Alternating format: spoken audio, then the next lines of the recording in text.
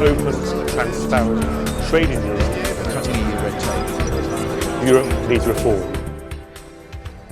Hello everybody, welcome to my video blog. I'd like to talk to you a little bit about the election. Of course, how could I not? It's been a really delightful couple of weeks. And I know I'm terribly proud of all my colleagues, my new colleagues in the House of Commons. See all those smiling faces. And what that represents to me is two things. Firstly, I think the overwhelming common sense of the British people. And I was delighted to see that. And secondly, the huge and enormous amount of hard work that so many of my colleagues put in across the Southwest. So many of the candidates selflessly having given up jobs, moving house, relying on parents, relying on partners, relying on family and friends, and really all pulling together and getting themselves elected. And it's a hard slog. So I'm not going to pick out anybody in particular, but for all the successful Conservative candidates, really well done. And for those now very few, but there's still a tiny blob of red in the Southwest, to those who didn't make it, I'd like to say thank you to them as well, because they tend to get forgotten in the euphoria. So well done to you as well, and I'm sure that we'll see you all in the House of Commons in safe seats next time. So what does that mean for Europe? Well, the buzz here has been absolutely about Britain and what's going to happen next. And the first day back, stopped at every couple of metres down a corridor, being stopped by a colleague from another country saying, "Whoa, well done, you know, what's going to happen now?" Sometimes from the perspective of great, you know, we want to encourage the UK to get changes, to change its relationship, because maybe we can get a bit of that too. Sometimes from a slightly different angle, which is, oh, you won't get anything, oh. So I'm not involved in the negotiations as an MEP, as you might imagine. But what I do understand is that during June, the Prime Minister, George Osborne and Philip Hammond, will be setting out their requests. I don't like to call them demands. They'll be setting out their requests, they will be discussing those, and we'll be getting some answers further on in the year. Of course, we MEPs are happy to be part of that.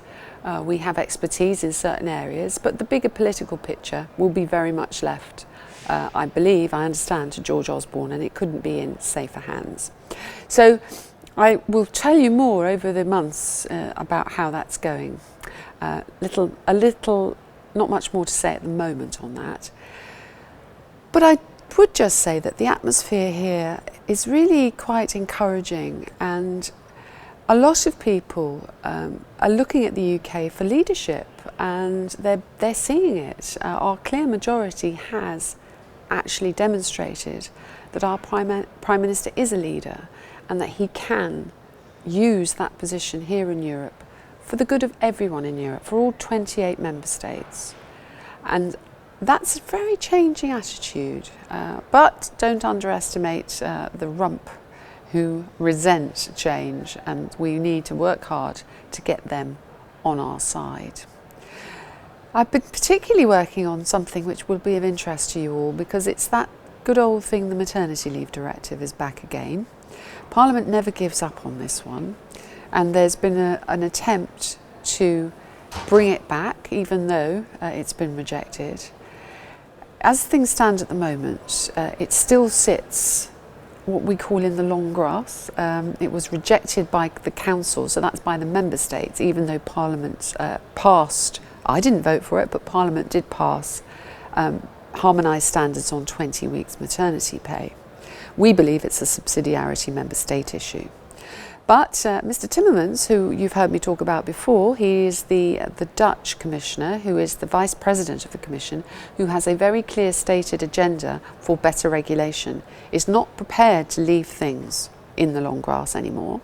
So he has said that by the end of May, he will withdraw this proposal altogether, unless an agreement is reached. Well, no agreement has been reached.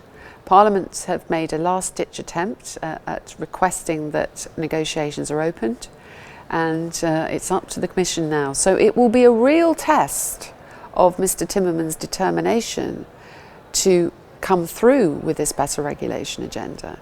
If you find in the next few weeks I'm still talking about the maternity directive, then I think we can all feel a little depressed that he isn't coming through with his commitment. But I think he will. So I look forward to that. It's a new era here for us, for we Conservatives in the European Parliament, as it is indeed at Westminster. And we're looking forward to it with real eagerness, keenness and energy to get on. Look forward to speaking to you again next month.